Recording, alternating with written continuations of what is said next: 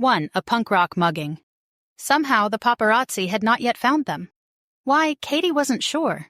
They'd stayed at the back of the venue for the first couple of songs, and BERI had kept his hood up, which obscured his features just a bit.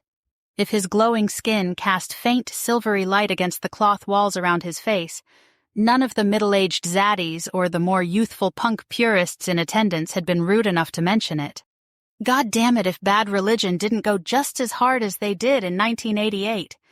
By the time Fuck Armageddon came on, Katie and BERI were in the middle of everything, and he'd forgotten about the hood, or at least he'd dropped it so he could breathe, and they were dancing hard with a girl wearing a scene haircut and her mohawked boyfriend, until all four of them were grinning, flushed and dripping with sweat.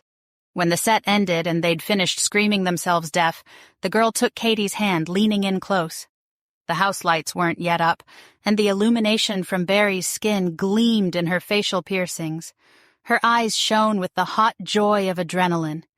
She raised her voice to be heard over the crowd even though the band had left the stage. "I love your jacket!" "Yeah, me too." Katie did love her jacket. It was white vegan leather and cut mod. She'd thought it would be colder in Denver at this time of year, or she wouldn't have bothered, but she'd never had the opportunity to wear it before and really wanted to. She knew how it looked on her. "I love your bangs." The girl pretended to curtsy without releasing Katie's hand. Her hair was half green and half black, bisecting in the center at her part. Her ears were gauged, and tattooed cherry blossoms twined up her neck. "Do you guys smoke? We have an extremely gorgeous sativa with your name on it." With the hand that wasn't still looped around Katie's fingers, the girl took a step toward her. The movement closed nearly all the distance dancing had left between them, placing her squarely in Katie's personal space. She reached up to finger Katie's lapel. BERI chose that moment to laugh in his warm, musical way. He took Katie's free hand to pull her away. "So, sorry." He spoke English with hardly any accent. Both of their dance partners shifted sweat-shiny faces with fascinated eyes up to him, but he only looked at Katie. "You're flushed, love. Do you want to get some air?" Still wide-eyed, she nodded. He grinned at their erstwhile dance partners, all pearly teeth and mischief, then dragged her through the crowd to the nearest door. Katie gasped, "Holy shit, did you see that? I think that girl just made a pass at me." He laughed again. "Oh, you finally caught that, did you? Better late than never, I suppose." Katie spluttered as she followed him past a couple of meathead bouncers out the nearest door. She found herself in a surprisingly clean alley, illuminated by a yellow street lamp. It was empty except for an industrial trash can and the brick side of the nearest building. The night air was cooler than she would have expected. Avalon's climate was tropical and humid, so the way the temperature dropped after dark in the mountains was welcome after the close heat of dancing bodies. She twisted the back of her long, loose hair into a knot, allowing the breeze to dry her neck. Musing, BERI said, "Well, complete obliviousness is one way to accrue life experience. Should I have left you? Far be it from me to deny your first chance for group sex in a punk venue." He laughed again at her expression. His beauty still hit her like a slap sometimes, the bone structure like a classical sculpture, the long pearly hair and complicated she braids he didn't even try to hide. In this uncertain light, she couldn't see the color of his eyes, but she could see the desire rising in them, and the soft way his parted lips revealed his teeth. Katie shook her head, still disbelieving the brazenness of the woman inside.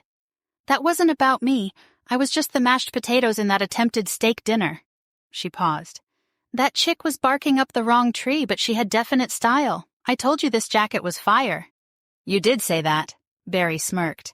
She had just enough time to wonder if he did that because he knew it drove her crazy before he grasped the waistband of her jeans to pull her against him. "Not that you needed to. I can see it very clearly." Heat slid up her neck and into her cheeks. She dropped her hair to take handfuls of his t-shirt, wondering if he was thinking about the selfie she'd taken the day she bought the jacket, the shirtless one with the zip hanging open. She hoped so. What was the point of sending your boyfriend nudes if it wasn't going to distract him from work vital to the Three Kingdoms? "Trust me, you are nobody's mashed potatoes." BERI took a step, forcing her backward until her back thumped the door they'd just left through, and she found herself trapped between the hard line of his body and cold, painted wood. She didn't have time to mention that people sometimes walked through doors just like this before he claimed her mouth with his own, and she ceased to care. BERI kissed like she was the only thing he'd ever wanted and the only thing that existed, like he'd suffocate without her. She kissed him back so hard that his teeth threatened her lip. He was the only thing she'd ever wanted. His mouth was hot and insistent. He leveraged his knee between her thighs until she was pressed against him from groin to chest. God, it had been weeks since they'd been together. They'd been so busy trying to recover from the coronation and the subsequent shitstorm that his mouth moved to the edge of her jaw before he took her earlobe between his teeth. Katie's thoughts scattered. The hand he wasn't using to support his weight against the door clasped the swell of her ribs. Katie slid her right palm down the flat planes of his belly, across the rough waistband of his jeans, until she felt the bulge of his erection through the thick fabric. BERI gasped against her ear. "What are you doing?" she whispered back. "What does it feel like I'm doing?" "I don't know." He drew a ragged breath. "But I really love live music." A hard thrum of bass vibrated the door behind her. BERI pulled back to meet her eyes. His pupils were black holes against his bright face, and his lips were swollen shiny from kissing. "Should we?" Katie shook her head. "Let's get out of here." BERI blew out hard, puffing out his cheeks. His hips ground against her hand. "We'll miss the show." Katie nodded. Sometimes missing the show is a price you have to pay. He nodded back, slowly. All the blood that usually occupied his brain was clearly elsewhere at the moment. When Katie smiled, BERI's cheeks flushed. He said, "I've always hated this band." He loved this band. It was the reason she'd bought the tickets in the first place. This time, Katie smirked. "You should probably order an Uber." "Why an Uber?" "Because if I part the veils, somebody's going to notice. Do you want people to wonder why I'm sneaking around the White Palace in the middle of the night?" BERI shook his head. His normally smooth movements were jerky. "I'll order an Uber, shall I?" "Great idea," Katie said. He drew his phone from his jacket pocket, moving as little as possible while he did it. He swiped and tapped for a second while the glow of his skin and the glow of the screen doubled the brightness around them, but then he frowned and pushed out a huffy little sigh. "No bars." She rolled her eyes, which made him smile again.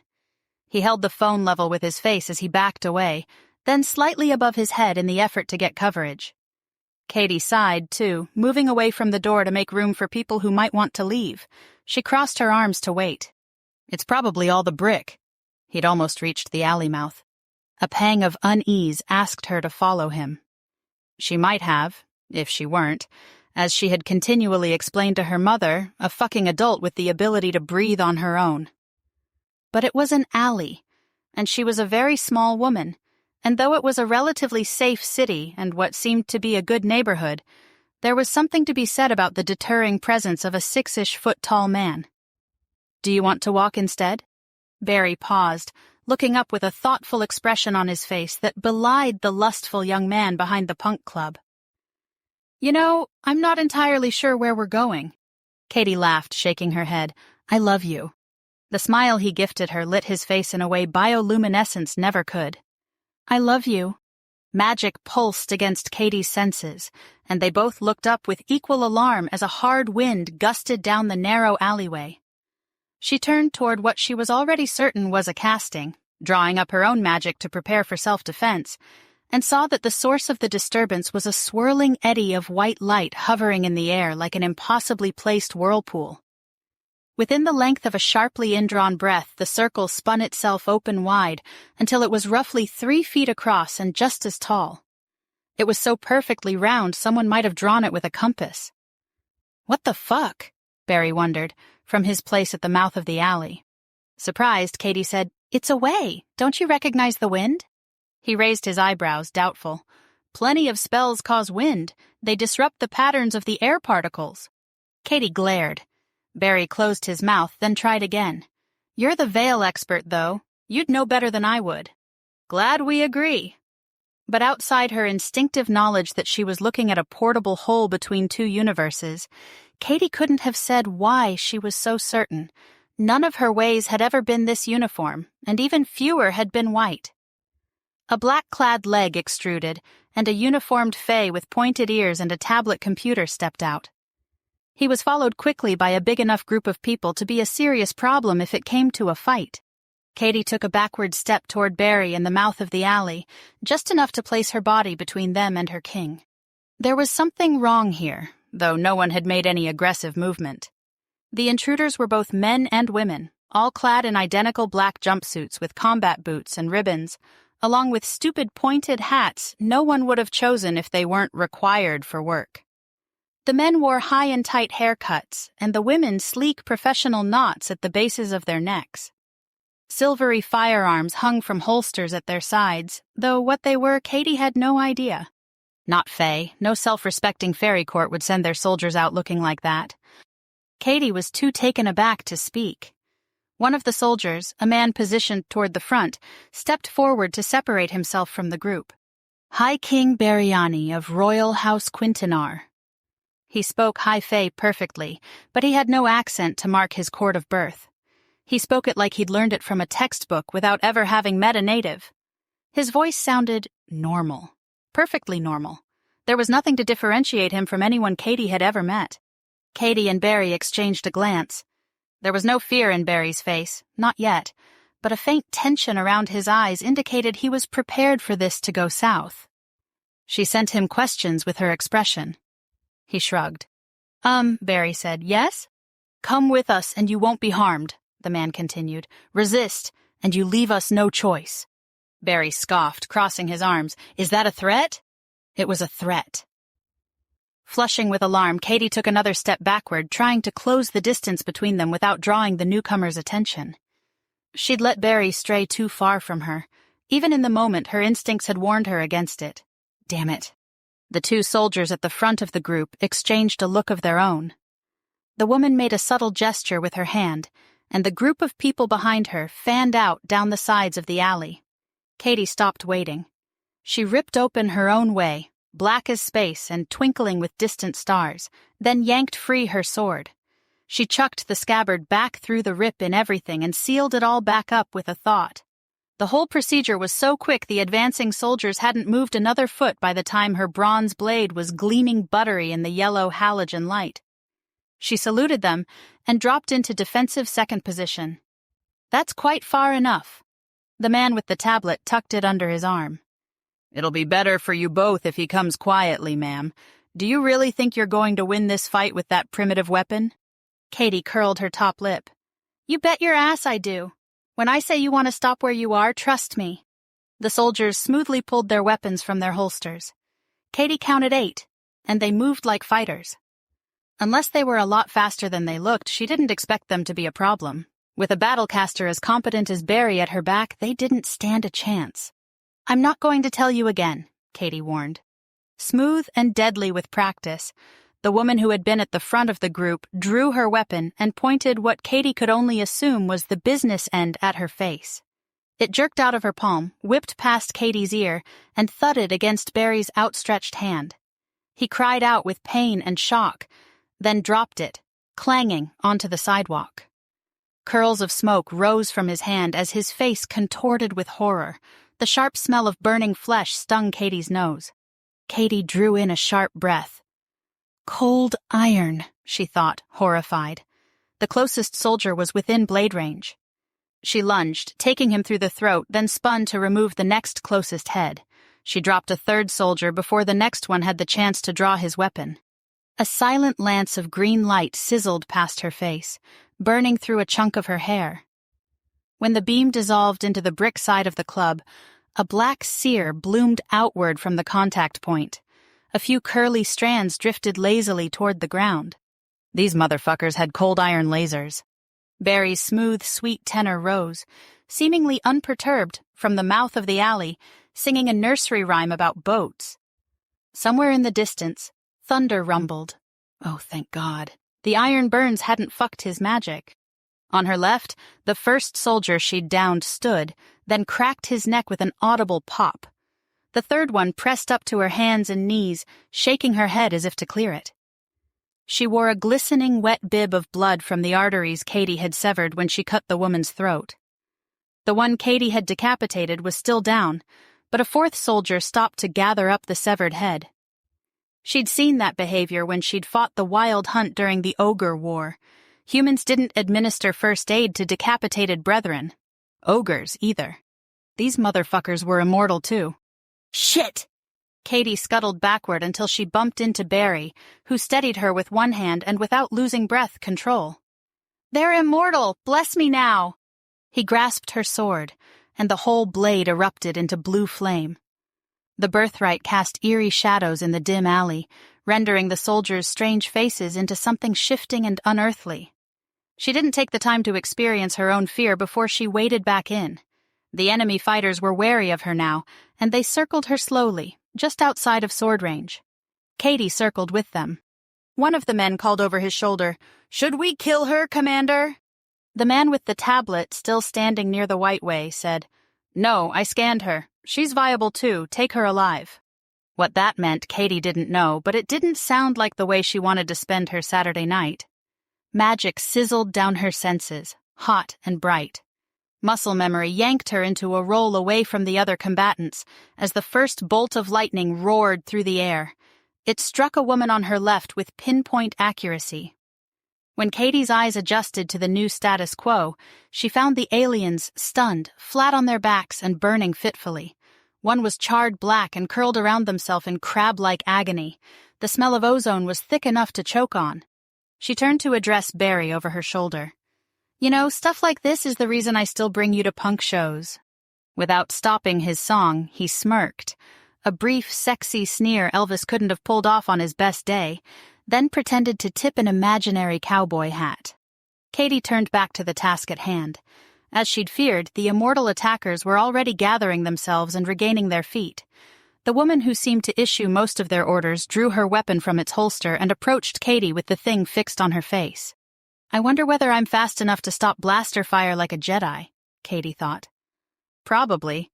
But a 10,000-year-old bronze sword wasn't a lightsaber, and it would be crazy to try, right? Right. The woman called, "If you keep this up, you're going to get hurt. Your High King is going to get hurt. Is that what you want?" Who were these people? Whoever they were, they'd picked the wrong goddamn ransom. "I'm going to die fighting. It might not be here, and it might not be you, but it's going to be somebody, sometime." "It doesn't have to be me." The woman approached Katie with her weapon in a frighteningly competent shooter's stance. The air tingled as BERI built up a second charge.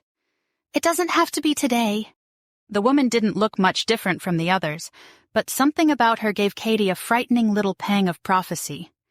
It occurred to her this was a stupid fucking exercise. Fortune favored people who weren't too dumb to run, and that speed worked for more things than just hand-to-hand combat. She fell back a step.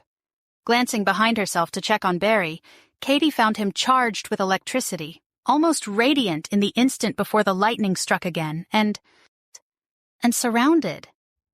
He was so focused on magic he hadn't noticed more enemy soldiers sneaking up behind him. These were not normal kidnappers. They were too well trained and way too well organized. If this wasn't political, she'd eat the goddamn sword. What I wouldn't give for a few good paparazzi right now. Even if she opened a way, she couldn't get anywhere near him. She could escape, but she'd rather die than leave him here alone, and apparently she would get the opportunity to prove it. Katie stepped backward, then again.